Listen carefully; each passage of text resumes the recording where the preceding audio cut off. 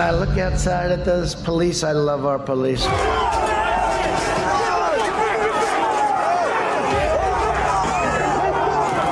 We love our police. Are you American? Act like fucking We love our police. We love our police, yes. You better run, cops! You better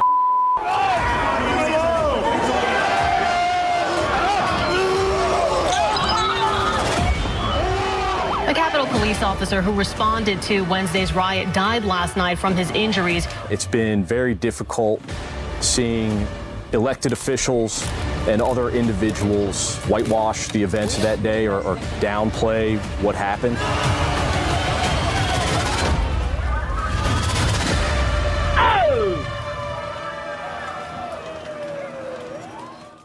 They love the blue. They back the blue, you know.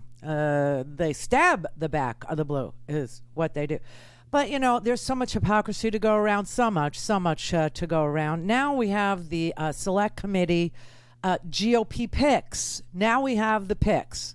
Kevin McCarthy went down to Mar-a-Lago and got the picks from Donald Trump. Donald Trump sent him back to Washington and said, pick Jim Jordan. Pick Jim Jordan and pick 5 others that voted against my impeachment, and pick as many as you can who voted not to certify the election after the insurrection. And that's exactly what Jim Jordan did. That's exactly what Kevin McCarthy did. So he has chosen the foxes who will investigate the Hen House, is what this is. The hypocrisy is endless. I mean, the selections are brilliant, absolutely brilliant. They are Jim Jordan, everybody. You know what? If you're going to put Jim Jordan, a guy who voted against impeaching the president for the insurrection, on the committee that's going to investigate the insurrection, why don't you just put Tucker Carlson in charge of COVID policy? Why don't you just go ahead and do it? Why not just put Greg Abbott in charge, make him the voting rights czar?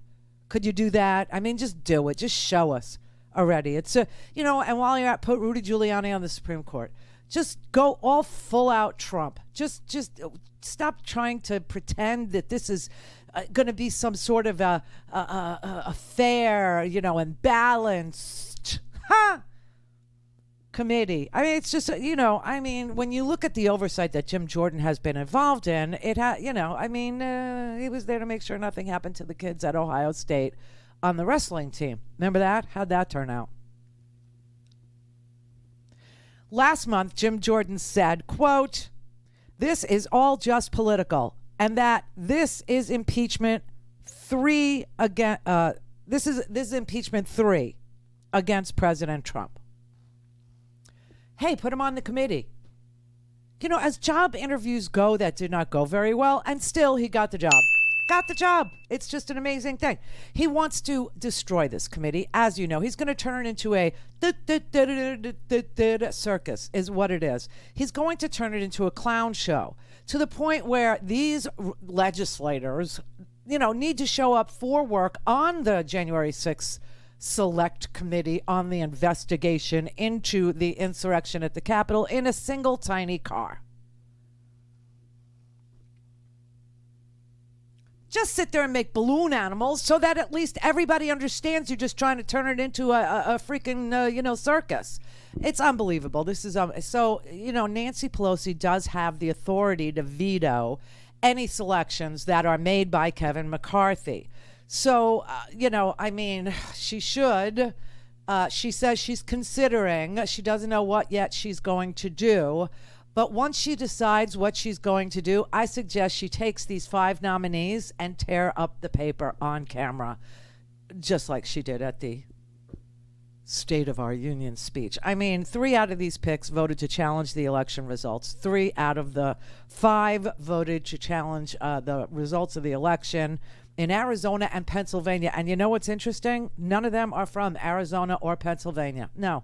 Here's your picks. You got Representative Jim Banks, a Republican from Indiana. He voted against certification. Jim Jordan, Ohio, voted against certification in Arizona and Pennsylvania. Kelly Armstrong, a Republican from North Dakota. Troy Niels, a Republican from Texas, voted not to certify the electors in Arizona and Pennsylvania. He's from Texas. None of these people are from Arizona or Pennsylvania. It's just, but I will say this, they are very experienced in coups. So they know plenty about it. And so they were part of one, and I hope that they will lend their expertise to the committee. Can you believe this? Can you? This is just unbelievable. They voted against having a bipartisan commission, and now they're going to be on a bipartisan commission. Like I said, the hypocrisy of it, you could just keep on going. You could just never stop. Never stop. And Jim Jordan is now going to be serving on this committee, as far as we know, unless Nancy Pelosi vetoes him, with Liz Cheney, who had it out with him on the House floor during the attempted coup. During the insurrection. She said to him, Jim Jordan was like, he went to grab Liz Cheney's arm. Have you heard this story? He went to grab Liz Cheney's arm to see if she needed help. And she yanked her arm away from him and she said, "Are you kidding me? You effing did this." And now they serve together on a bipartisan committee to investigate it. I'm sure he'll, be very thrilled with getting to investigate it. I'm sure he'll give himself very, very high marks in his investigatory prowess.